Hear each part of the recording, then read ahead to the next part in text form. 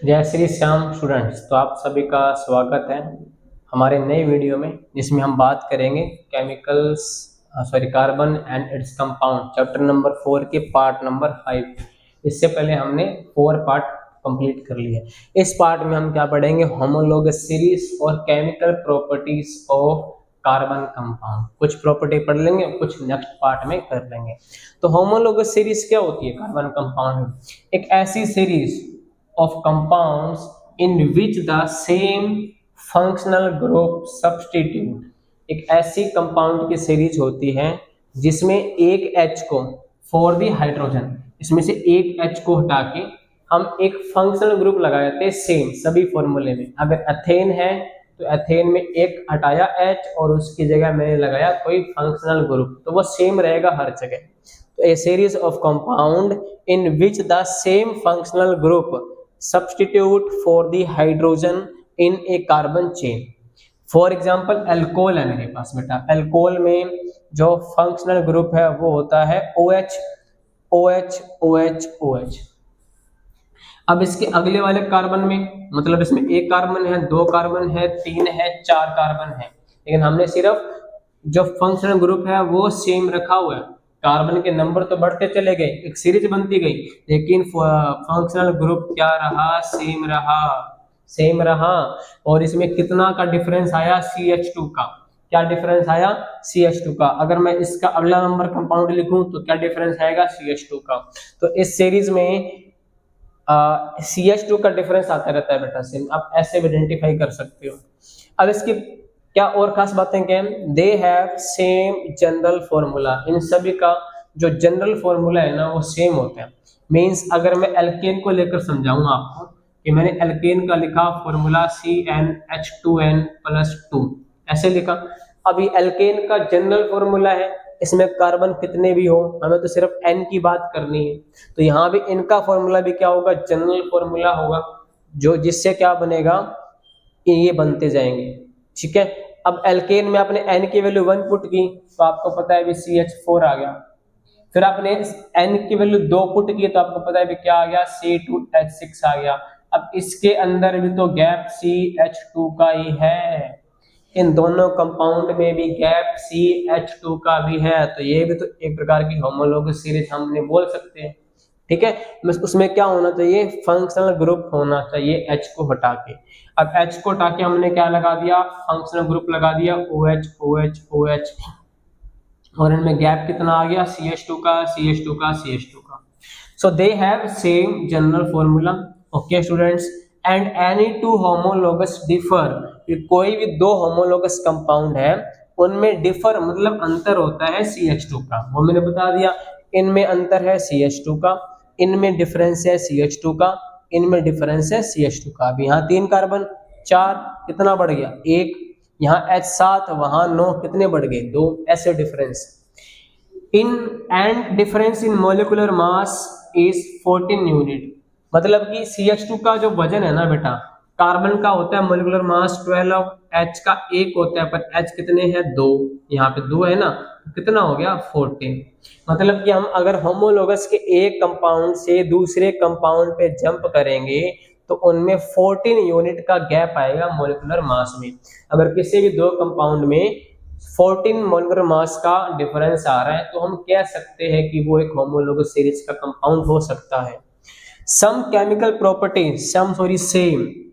ऐसे जो कंपाउंड बनते हैं होमोलोगस के, उनमें केमिकल प्रॉपर्टी सेम होती है, क्योंकि ये भी अल्कोहल है, ये भी अल्कोहल है, ये अल्कोहल है, ये भी अल्कोहल है, बट इनकी फिजिकल प्रॉपर्टी क्या होती है? डिफरेंट होती है। फिजिकल प्रॉपर्टी क्या होती है? डिफरेंट।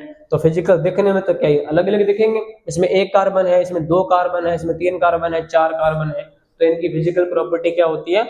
डिफरेंट। और केमिकल प्रॉपर्टी क्या हुई? सेम, क्योंकि सेम फंक्शनल ग्रुप है स्टूडेंट्स, इसलिए फंक्शनल में तो ये सेम काम करेंगे, केमिकल प्रॉपर्टी सेम काम करेगी, लेकिन फिजिकल प्रॉपर्टी क्या हो जाएगी? अलग। मतलब इनकी स्ट्रक्चर क्या बनेगी? अलग अलग बनेगी, सेम तो नहीं बनेगी, क्योंकि कार्बन के नंबर ही अलग है। तो हम रिपीट करते हैं बेटा, होमोलोगस सीरीज क्या?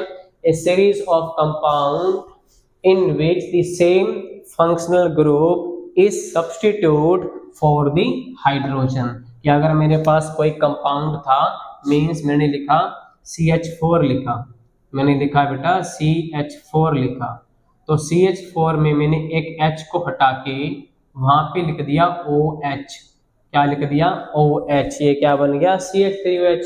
तो H को हटा के सब्स्टिट्यूट करके मैंने वहां पे फंक्शनल ग्रुप जोड़ दिया और एक ऐसी सीरीज बनाई, आगे से आगे कार्बन जोड़ता गया, तो वो सीरीज क्या कहलाई बेटा होमोलोगस सीरीज। अब इस सीरीज में कुछ खास बातें हैं कि इनका जनरल फॉर्मूला क्या होता है, सेम होता है। कोई भी दो होमोलोगस है वो CH2 से डिफर करते हैं, उसमें CH2 का डिफरेंस आता है। और अगर मास की बात करेंगे, मास कितना आएगा 14 यूनिट। और इनकी केमिकल प्रॉपर्टी क्या होती है, सेम, बट फिजिकल प्रॉपर्टी इनकी अलग अलग होती है। सो ओके स्टूडेंट्स, अब हम पढ़ेंगे इसकी केमिकल प्रॉपर्टी। ओके स्टूडेंट्स, अब हम कंटिन्यू करें हमारे पार्ट 5 को। पहले हमने पढ़ा था होमोलोगस सीरीज, अब हम पढ़ रहे हैं chemical properties of organic compound और हाइड्रोकार्बन। जो हमारे पास हाइड्रोकार्बन है उसकी हमें केमिकल प्रॉपर्टी पढ़नी है, मतलब केमिकल रिएक्शन पढ़नी है, ठीक है। मेरे पास या इस बुक में टोटल 4-5 रिएक्शंस है बेटा, और उसमें फिर आगे कंपाउंड है उनकी रिएक्शन है स्पेसिफिक, तो हम 1 बाय 1 कवर करते हैं। पहली रिएक्शन है कंबस्टन। कंबस्टन आपने 8th क्लास में पढ़ा होगा, ठीक है। कंबस्टन का मतलब है किसी भी कंपाउंड को, किसी भी सब्सटेंस को अगर आप ऑक्सीजन की प्रेजेंस में आग लगाते हो तो उससे हमें हीट मिलती है, आग लगाने के बाद हीट मिलती रहती है, उसको हम क्या बोलते हैं, कंबस्टन। हवा की प्रेजेंस में कार्बन कंपाउंड को मैं आग लगाऊंगा तो क्या बनेगा, कार्बन डाइऑक्साइड धुआं बनेगा, प्लस पानी की वेपर बन जाएगी, और प्लस क्या मिलेगी मेरे को, हीट एनर्जी। क्या मिलेगी, हीट एनर्जी। और प्लस में क्या मिलेगी मेरे को बेटा, हीट एनर्जी। ओके, तो कार्बन कंपाउंड ये क्या है, एक कार्बन है तो इसका नाम क्या होगा, मैथेन। याद करो, एक कार्बन को हम क्या बोलते हैं, मैथेन। तो मैथेन को जैसे ही आप बर्न करोगे ऑक्सीजन के प्रेजेंस में तो क्या बनेगा, CO2, वाटर और हीट एनर्जी।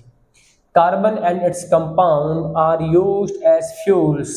कार्बन कंपाउंड को हम फ्यूल के रूप में यूज करते हैं because they burn in are releasing in air, क्योंकि वो हवा में बर्न होते हैं और रिलीज करते हैं lot of heat energy. Heat energy निकालते हैं। जो बस मैंने ये इक्वेशन लिखी थी उसको बस थ्योरी में कन्वर्ट कर दिया। Then saturated hydrocarbon generally burn in air with blue flame. Blue and non sooting, मतलब उसमें कार्बन के डस्ट या पार्टिकल्स नहीं होते, वो प्योर ब्लू फ्लेम होती है, प्योर आग देती है, ब्लू फ्लेम से जलती है। लेकिन जो अनसैचुरेटेड हाइड्रोकार्बन है वो बर्न्स होते हैं हवा में येलो फ्लेम के साथ, मतलब कि उसमें कुछ कार्बन के पार्टिकल्स है तभी धुआं आ रहा है, तभी वो येलो येलो दिखा रहा है। Because percentage of carbon is higher than saturated hydrocarbon which does not get completely oxidized in air। अब मान लो बेटा कि मेरे पास ये मैथेन है, अगर मैं इसकी जगह एथीन लेता, क्या लेता, एथीन, ओके, मैथेन तो बनेगा ही नहीं, मैथेन तो नहीं बनेगा। और एथीन का फॉर्मूला इन का कार्बन जितने उसका जस्ट डबल, तो डबल कर दिया। अब अगर मैं इसको ऑक्सीजन के प्रेजेंस में गर्म करता हूं, अब ध्यान से देखना बेटा, इस फॉर्मूले में कार्बन का जो परसेंटेज है कितना है, मींस अगर मैं कैलकुलेट करूं, मेरे पास 5 एटम है, 4 हाइड्रोजन के और एक कार्बन का। कार्बन का एक है, टोटल 5 एटम है, और उसको मैं अगर परसेंटेज में चेंज करूं तो कितना आएगा, 20%। यस और नो। अब इसमें कितने मॉलिक्यूल है, आप कहोगे सर 6 मॉलिक्यूल है, सॉरी 6 एटम है, 6 एटम है, और 6 में से 2 कार्बन है, 6 में से 2 कार्बन है, और इसको अगर हम परसेंटेज में चेंज करेंगे तो आंसर आएगा 33.33%, ये आएगा। तो अब हुआ क्या कि इसमें कार्बन का परसेंटेज क्या है, ज्यादा है, और एल्केन में जो सैचुरेटेड हाइड्रोकार्बन है ना, सैचुरेट का मतलब जिसमें सिर्फ सिंगल बॉन्ड हो, और अनसैचुरेट का मतलब जिसमें डबल बॉन्ड भी हो, ट्रिपल बॉन्ड भी हो, उनको हम अनसैचुरेटेड हाइड्रोकार्बन बोलते हैं। तो ये अनसैचुरेटेड है बेटा, क्योंकि इसमें डबल बॉन्ड आएगा, और इसमें कार्बन की जो परसेंटेज है वो ज्यादा है, ज्यादा कार्बन है, तो कार्बन ज्यादा होगा तो वो कम जलेगा, धुआं ज्यादा करेगा। इसलिए यहाँ पे लिखा हुआ था कि जो सैचुरेटेड हाइड्रोकार्बन है ना, वो हवा में जलने के बाद ब्लू फ्लेम देते हैं क्योंकि उनमें कार्बन का परसेंटेज कम होता है, और अनसैचुरेटेड हाइड्रोकार्बन जब हवा में जलते हैं तो वो येलो फ्लेम देते हैं क्योंकि उनमें कार्बन का परसेंटेज क्या होता है बच्चों, ज्यादा होता है। वो मैंने आपको समझा दिया। जो कंप्लीटली हवा में बर्न नहीं होता, कंप्लीटली ऑक्सीडाइज नहीं होता। अब सेकंड रिएक्शन है बेटा ऑक्सीडेशन।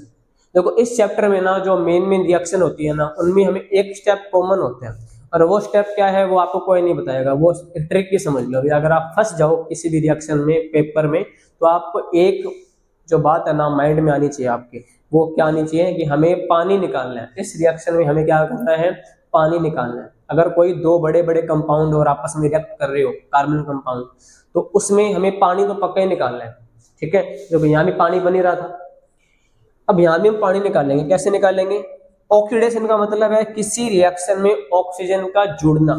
मान लो यहाँ पे प्लस ऑक्सीजन हो रही है इस कंपाउंड में, कंपाउंड क्या है मेरे पास, एथेनॉल, तो एथेनॉल में मैं क्या जोड़ रहा हूँ, ऑक्सीजन, मतलब एथेनॉल का हम क्या कर रहे हैं, ऑक्सीडेशन कर रहे हैं। अब ऑक्सीडेशन करने के लिए मेरे पास कुछ कैटालिस्ट है, KMnO4, पोटेशियम पर मैग्नेट, इसे हम क्या बोलते हैं, पोटेशियम पर मैग्नेट। मैं यहां लिख देता हूं बेटा, पोटेशियम पर मैग्नेट।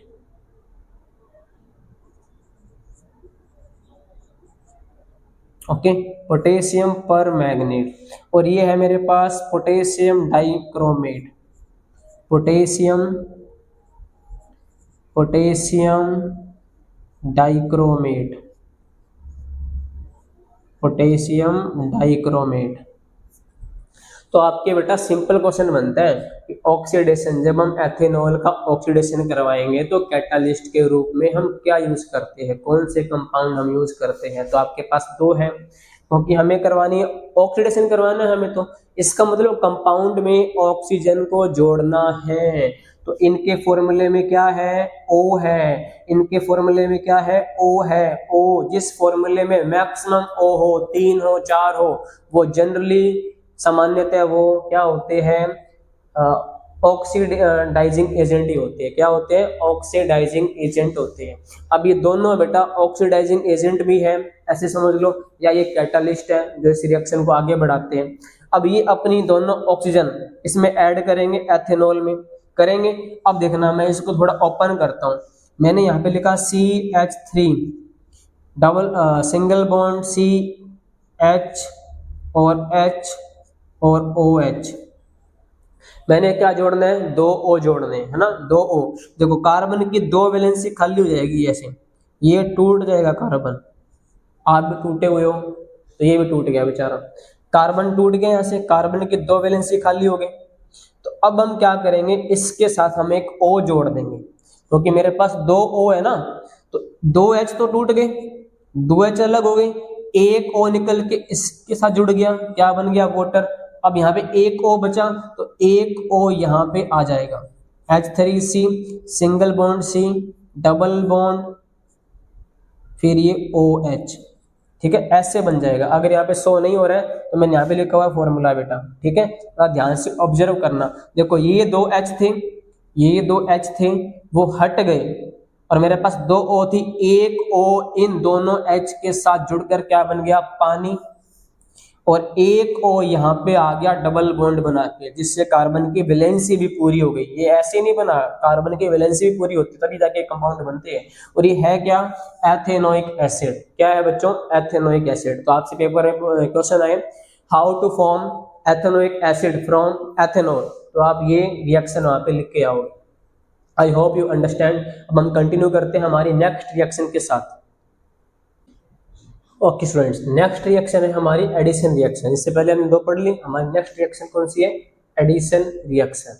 अब इसमें होता क्या है कि हमारे पास जो अनसैचुरेटेड हाइड्रोकार्बन है, जिसमें डबल बॉन्ड या ट्रिपल बॉन्ड होते हैं स्टूडेंट्स, उसको हम चेंज करते हैं सिंगल बॉन्ड में। किसमें चेंज करते हैं, सिंगल बॉन्ड में।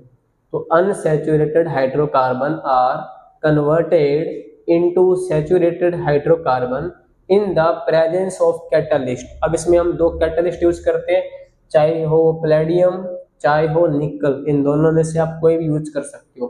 कैटलिस्ट क्या होते हैं? ऐसे सब्सटेंस जो कि रिएक्शन की स्पीड को, रेट को इंक्रीज करते हैं बट खुद रिएक्शन में पार्टिसिपेट नहीं करते, उसको हम क्या बोलते हैं? कैटलिस्ट। तो निकल या पैलेडियम हाइड्रोजन को जोड़ने में स्पीड बढ़ा देगा इसकी रिएक्शन की, लेकिन खुद पार्टिसिपेट नहीं करेगा। तो मेन बात यह है कि ये जो रिएक्शन है ना, वो वेजिटेबल ऑयल्स को चेंज करने में, किस में चेंज करने में? वेजिटेबल घी में। तो हम क्या लिखेंगे? ऑयल से ऑयल टू घी चेंज करने में जो रिएक्शन हम यूज करते हैं वो कौन सी होती है? Addition reaction. और हम किसका एडिशन करते हैं? हाइड्रोजन का। अब देखो ये मेरे पास क्या है? अनसैचुरेटेड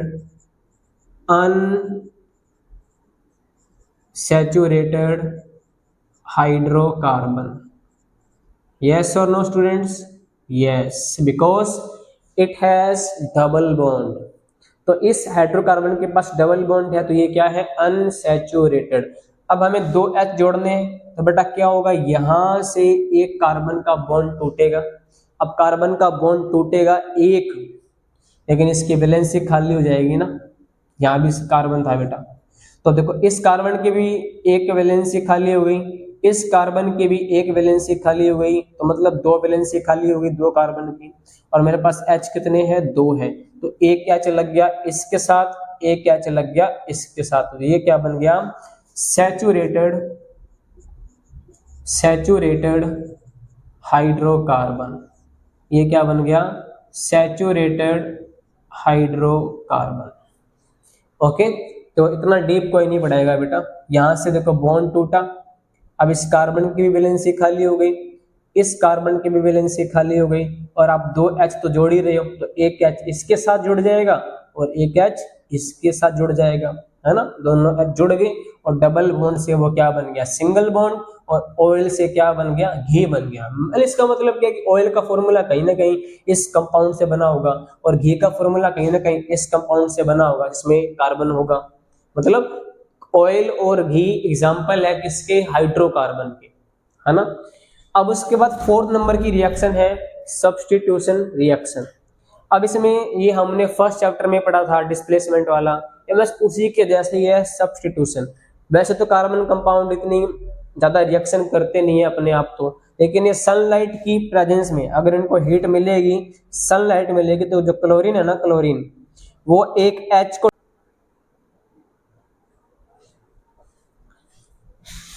ओके स्टूडेंट्स, तो हमने ये एडिशन रिएक्शन कवर कर ली थी। अब हम करते हैं सब्स्टिट्यूशन रिएक्शन। ठीक है, ये अपने ना फर्स्ट चैप्टर जो है अपने केमिस्ट्री का केमिकल रिएक्शन वाला, उसमें जो डिस्प्लेसमेंट रिएक्शन है वैसी सेम रिएक्शन है। ठीक है, अब इसमें होता क्या बेटा?